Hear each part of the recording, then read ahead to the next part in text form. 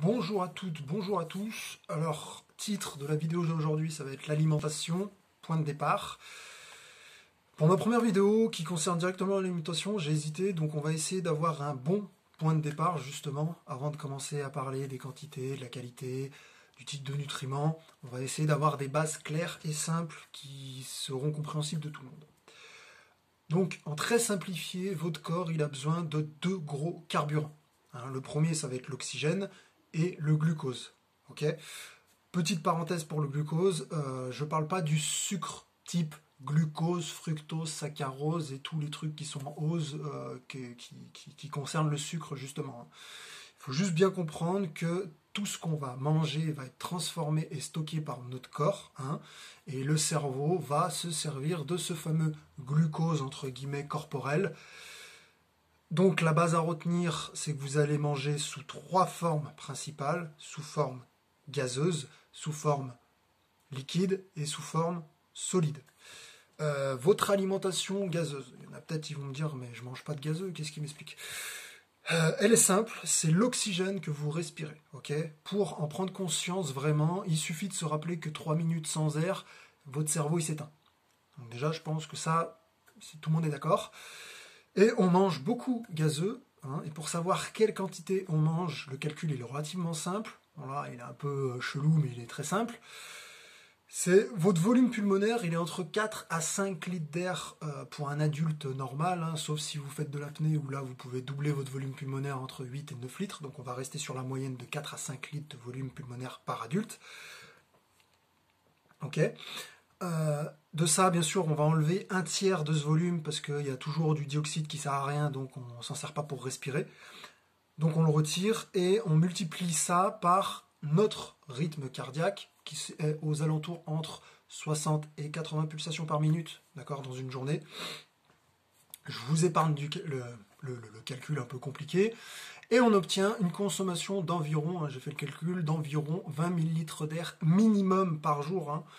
Rien que ça. Donc déjà, ça veut dire que notre corps, il a besoin de minimum 20 millilitres d'air par jour pour fonctionner correctement.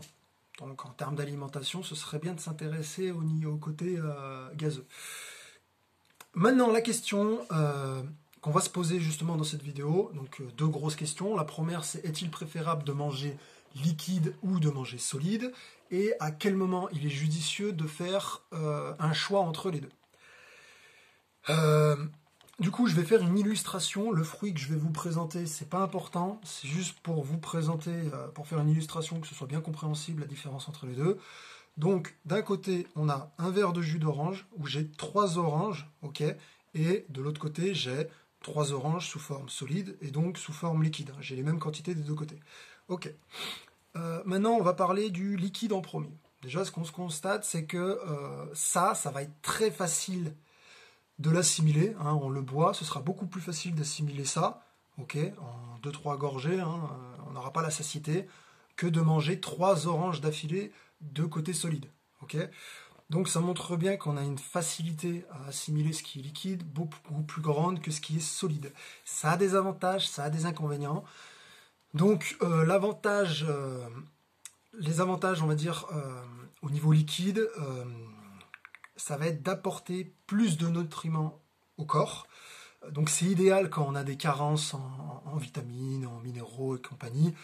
Je donne des exemples. Une personne qui est anorexique et qui a déjà beaucoup de mal à manger, ça va être beaucoup plus simple de boire que de manger. Donc lui apporter un peu plus d'énergie, ça va être intéressant pour cette personne. Un autre exemple, ça va être les bodybuilders. Les bodybuilders aussi, c'est excellent parce que ils sont dans l'hypertrophie, ils ont besoin de beaucoup plus d'énergie que la normale et ils ont besoin d'assimiler beaucoup plus de nourriture. Un bodybuilder, c'est à peu près 6 repas par jour, donc on peut imaginer la quantité de nourriture qu'il faut.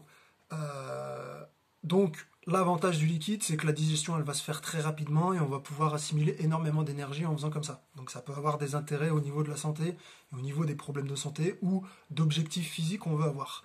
Maintenant, du côté solide, les avantages, c'est que du coup la digestion elle sera lente, donc si vous avez une tendance à trop grignoter, le fait de manger solide, ça va vous permettre d'avoir une satiété beaucoup plus longtemps dans un premier temps, et aussi c'est beaucoup plus adapté au corps, d'accord. Si vous n'avez pas de carence et que vous consommez liquide, vous allez avoir un surplus que votre corps ne va pas forcément savoir gérer. Et dans le pire des cas, vous allez prendre du poids ou vous allez risquer du diabète ou des maladies liées aux quantités de sucre trop importantes que vous allez assimiler.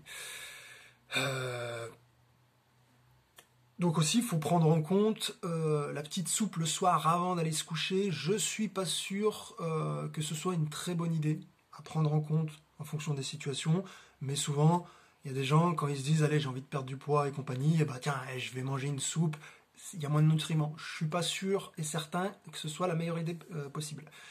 Conclusion de tout ça, pour pas être trop long bien sûr, apportez beaucoup d'attention à votre nourriture gazeuse et adaptez votre nourriture liquide et solide en fonction de vos besoins personnels avant de chercher à changer la qualité, la quantité ou le type de nutriments présents dans l'aliment.